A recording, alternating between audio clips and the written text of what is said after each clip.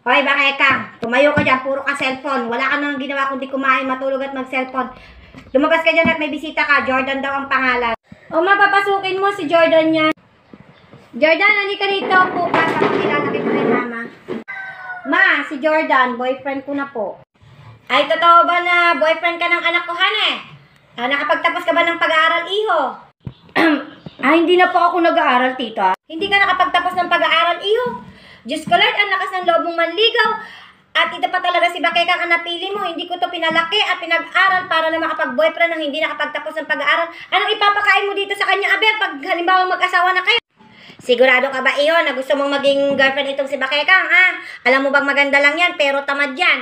At mukhang sosyal lang yan, pero dugyot yan, ha? Hindi nga yan marunong maglaba. Hindi nga yan marunong magluto. Alam mo bang ginagawa niya sa maghapon?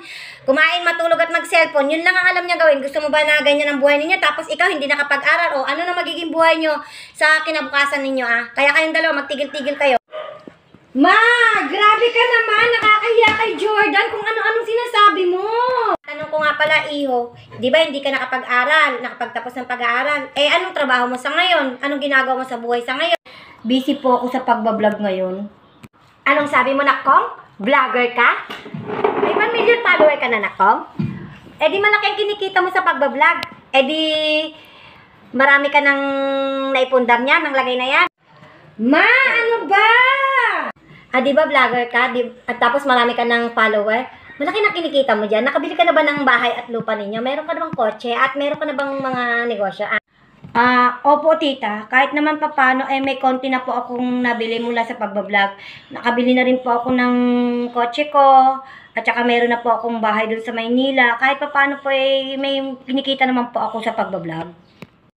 Hoy, lakay, huliin mo na nga yung mga alaga nating baboy. Isama mo na nga rin yung manok natin dyan at yung alaga nating kambing at maghahanda tayo. Nandito yung magiging manugang natin. Buti nga may nagkagusto pa kay Bakekang. Oh, ma, kanina ayaw mo siyang maging boyfriend ko. Ngayon nalaman mo lang na vlogger siya at marami siyang pera. Aasawahin na agad.